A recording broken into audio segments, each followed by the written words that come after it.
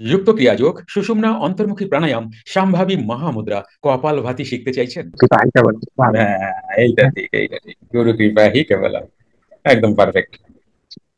খুব সুন্দর। আহ, হ্যাঁ, বল। আমার আমি কি বলবো, বলার কিছু খুঁজে পাই না। যেমন কি বলবো, এই যখন নোট করতে নিই দেখা যায় যে কোন কথাটা বাদ দিয়ে কোন কথাটা নোট করব, এটা আমার জন্য একটা বড় প্রবলেম। হ্যাঁ, কথাগুলো সরল কিন্তু বড় গুরুত্বপূর্ণ, শুনতে সরল মনে হয়, কিছু কিছু কথা পরিচিতও মনে হয়, কিন্তু প্রত্যেকটা কথার এতটা গুরুত্ব, কোনটা ফেলে দিয়ে কোনটা নোট করব, আহ, এটা আমার জন্য খুব একটা বড় সমস্যা। তবে গুরুপ্রিয় বাহিকা বলো, আমি করছি কি, আমার ওই আপনার চ্যানেলটা সাবস্ক্রাইব সাবস্ক্রাইব করা হ্যাঁ, আছে। হ্যাঁ। আমি দিন আনতে যতগুলো ভিডিও আপলোড হয় সবগুলো একবার করে যে কোনো ভাবে হোক দেখি। আচ্ছা, এটাই আচ্ছা। এটাই এখন সার করেছে আপনার যিনি গুরু, বাচস্পতি মহামহোপাধ্যায় শ্রী অশোক কুমার চট্টোপাধ্যায়, তিনি তো সর্বশেষ সংকলন রূপে আপনার মধ্যে আছে।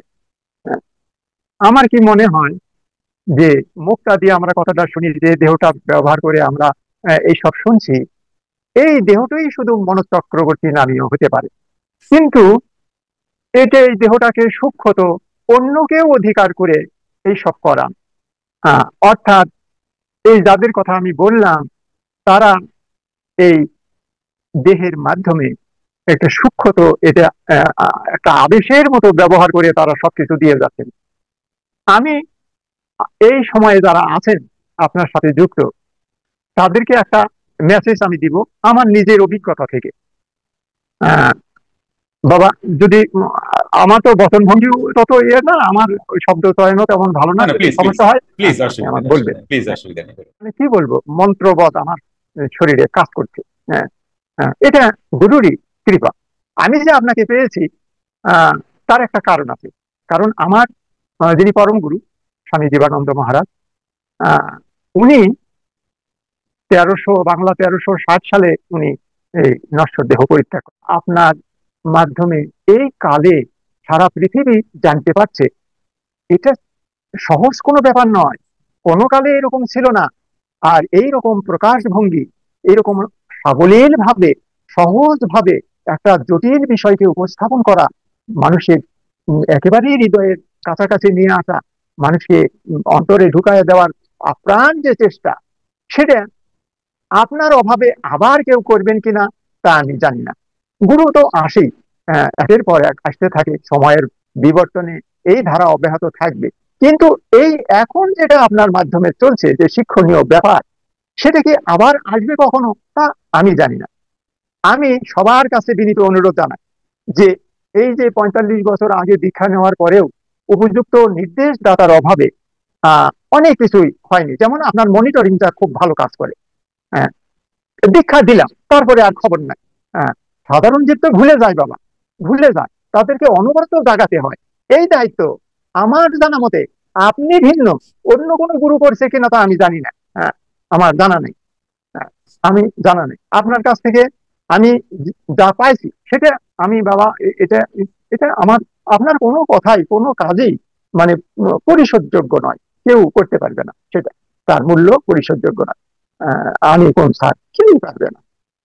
এই যে এই যে সাধনার ক্রম, সাধনার পাথেয় পথ, এই যে নির্দেশনা, এই যে আপনার যে অনবরত ধারণ করে রাখা, কার কি ফিডব্যাক সেটা অনবরত নেবার যে চেষ্টা, এটা বাবা আপনি আমার দৃশ্যপটে আপনি একমাত্র, এই আমার এই একমাত্র ব্যক্তি, একমাত্র গুরু যিনি এই কাজটি করে যাচ্ছেন।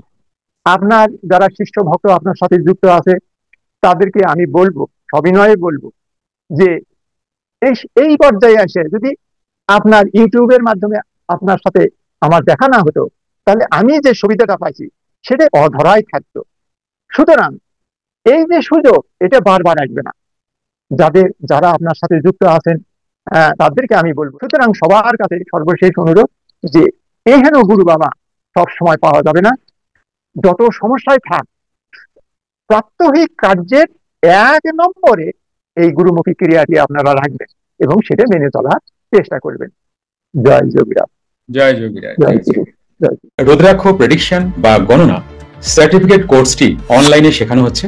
গুরু ব্রহ্মা গুরু বিষ্ণু গুরুদেব মহেশ্বর গুরুরেব পরম ব্রহ্ম তস্মৈ শ্রী গুরুবে নমঃ। আমি ভিন্ন অন্য হইলে দ্বৈত। আমি ভিন্ন যখনই অন্য কেউ আছে তার মানে হচ্ছে দ্বৈত, দুই। আর তোমরা দেখো এই দুই দুঃখের কারণ, তাই না? আমি ওয়াইফ, তুমি হাজবেন্ড, কিসের কারণ? দুঃখের কারণ। আমি হাজবেন্ড, তুমি ওয়াইফ, কিসের কারণ? দুঃখের কারণ। আমি বাবা, তোমরা সন্তান, ঠিক মতো প্রাণায়াম করছে না, এই জায়গায় 1 মাস 2 মাস ধরে পড়ে আছে, কি করছে? তার মানে দুঃখ। দ্বৈত মানে দুঃখ, এই দ্বৈত মানেই দুঃখ। তাহলে দেখো এইবার আর কিসে কিসে দ্বৈত তুমি দেখতে পাচ্ছ?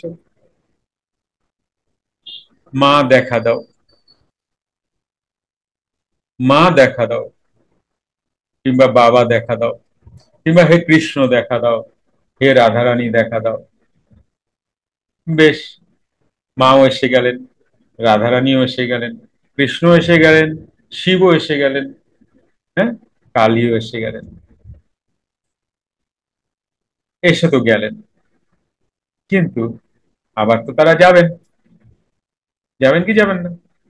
তাহলে যখন এলেন তখন আনন্দ, যখন গেলেন তখন দুঃখ। পূজা আসছে, 5 দিন 6 দিন ছুটি, কি আনন্দ। মা আসছে, মা চলে গেল, দুঃখ, আবার অফিস যেতে হবে, তাই না? কি বলো?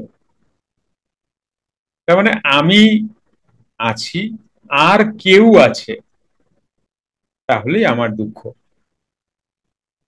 তাহলে কি করবা? হাজবেন্ড গুলিরে বাড়ি থেকে তাড়া দেবা? দেখো,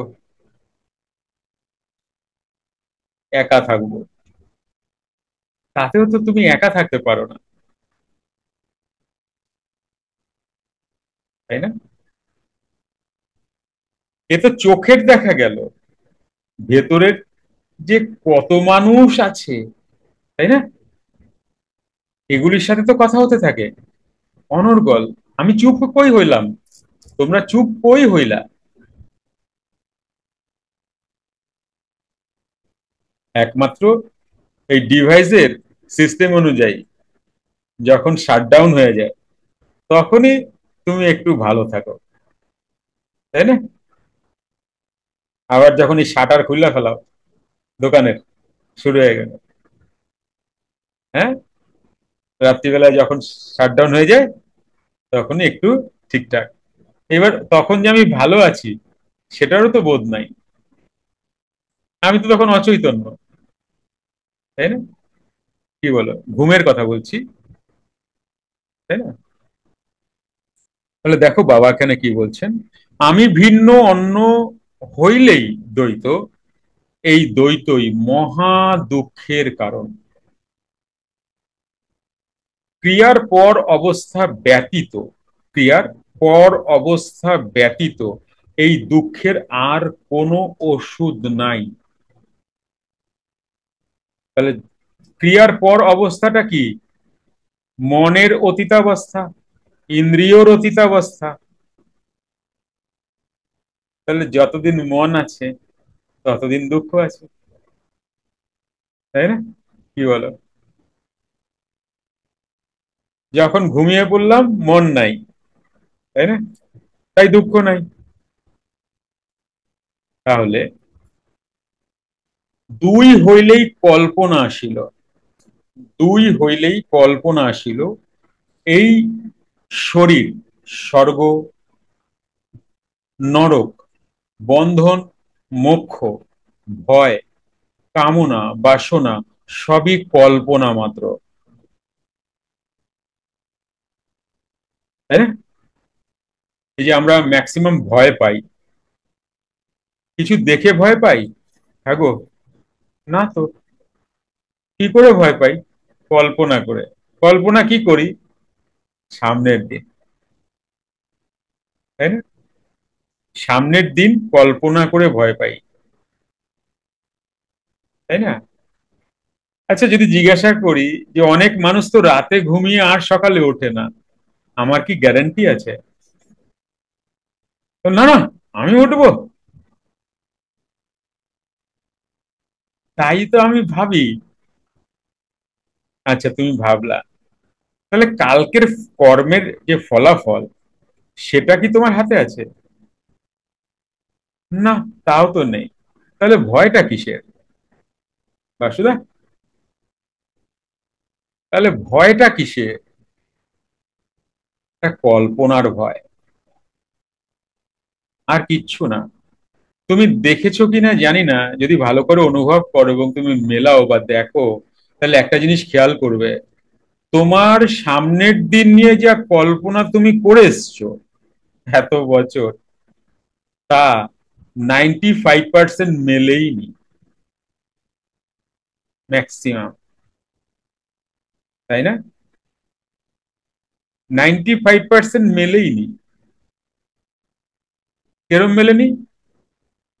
তুমি যেটা ভেবে ভেবে ভয় পেয়েছো বা কল্পনা করে দুঃখিত হয়েছো, এক নয় ওর থেকে কম দুঃখ পেয়েছো, আর এক নয় ওর থেকে অনেক বেশি দুঃখ পেয়েছো। কিন্তু তুমি যা ভেবেছো সেটা কিন্তু হয়নি, এই জায়গায় বলতে চাইছি।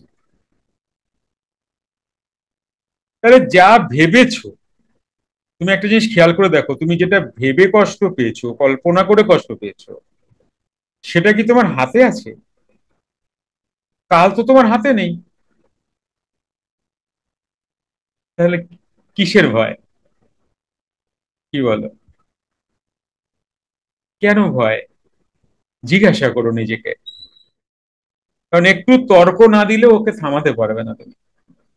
নমস্কার। রুদ্রাক্ষ গণনার আগে যদি আপনি আমার সাথে আপনার সমস্যা নিয়ে পার্সোনালি ভিডিও কলে কথা বলতে চাইছেন, তবে 99 প্রণামী বা দক্ষিণা দিয়ে আপনি কথা বলতে পারেন।